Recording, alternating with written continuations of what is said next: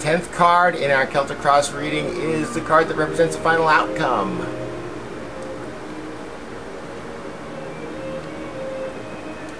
Judgment. Corpses rise from their tombs as an angel awakens them with a blast of his horn. All beg for redemption as judgment is set forth upon the land. This card is Judgment. It's in the 10th position, the final outcome.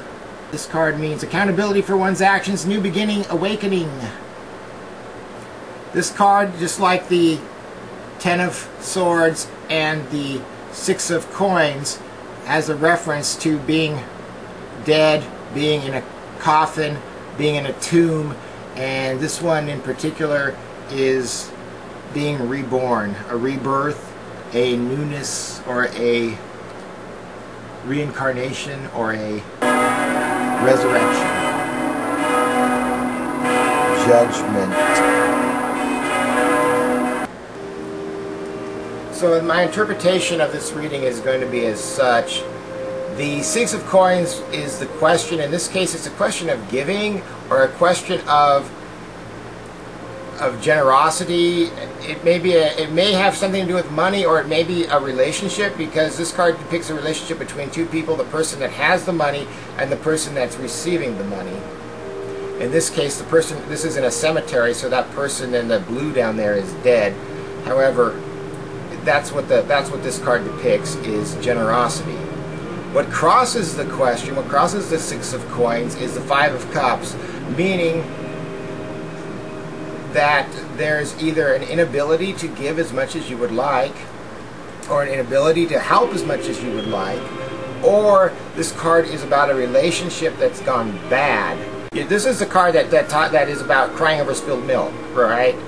You can see that with the 3 cups. He's getting blamed for spilling the 3 cups. They still have 2 cups. There's enough for each of them. But she's upset over the fact that there's 3 on the floor. The third card here is the 6 of Cups. And this is the obvious part of the question. It represents a longing for the past, nostalgia, wanting a more simple time, maybe the beginning of the relationship, childhood. Then we move down here to the 4th card, which is the hidden part of the question, the part that is least obvious, in which case we have the King of Wands reversed. So this would mean the King of Wands is, since it's a face card, it would probably represent a person. It could be you. It could be the subject of your generosity from the 6 of Coins, but it represents, because it's reversed, it represents some of the worst qualities of this character. So this card would represent poor leadership, maybe a poor father or a poor parent. This card could be an in-law too. That's a third party that's maybe meddling or intervening in regard to the question. I would like to point out though that this card is the hidden part of the question. So this is the part that's least obvious for you to understand, but is one of the more important aspects. Like, what does this card represent? Moving on to the 10 of Swords in the 5th position. This represents the past.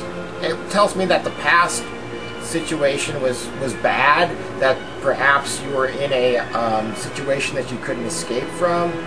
This could be a legal matter too. I can see that this could be a legal matter.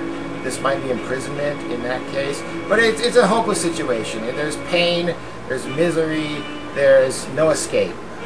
There's no escape from your fate. Moving on to the 6th card, which is the Page of Swords reversed. Here again we have a face card, so this represents a person. This may represent the other person in the relationship from the King of Wands, meaning if the King of Wands was you, the Page of Swords would be the other person. This would be a perfect parent-child relationship, I suppose, between the King of Wands and the Page of Swords. However, it's more than likely that this is a person. In the fact that it's reversed like this, it means the worst characteristics of this person are going to come out. lying, deceitfulness, not a true friend, false, fake fronts, false friendships. Not very good. What it tells me is that from the past to the present to the future, from the Ten of Swords to the Five of Cups to the Page of Swords, it is a continuous flow of misery, actually, is what that appears to me to be. The past was hopeless and painful. Right now, the relationship is not that good. The future, there's not much hope for it getting much better as far as this person's concerned in the future. Our seventh card is Justice reversed. When I see Justice, this card is where you find yourself now. When I see Justice like this, it makes me believe that it's referring to the first two cards, the Six of Coins and the Five of Cups, and it's saying that you're indecisive. You're torn between you're torn between whether you should help or whether you should not help, whether things are going to get better or things are going to stay the same. You can't decide. You're in an indecisive moment, which is probably why you're consulting the tarot. Our eighth card is the point of view of others. We have the Ace of Cups reversed. The love is spilling out. As you can see here, the love is spilling out of the cup. This point of view of others means perhaps from the person that is the Six of Coins, the question that you're trying to help. From their point of view, the love is gone. They feel the same way about. Likely they feel the exact same way about this relationship as you do. They're not that happy with it. The ninth card is Hopes and Fears, the Five of Wands reversed. This card represents conflict, it represents fighting, it represents challenges, and for your hopes and fears, I believe what it's telling me is that you are afraid that there's going to be a battle. You're afraid that you're going to have to put a lot of energy and a lot of effort into this that is going to have little results or little yield for you.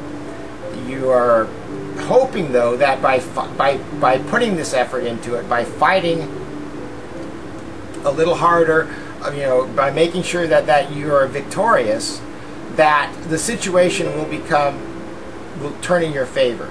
Right, you'll get back to the nostalgia that you hope for in the Six of Cups. You will be able to turn these two reversals around, a happy ending to the situation by what the Six of Coins represents with the question.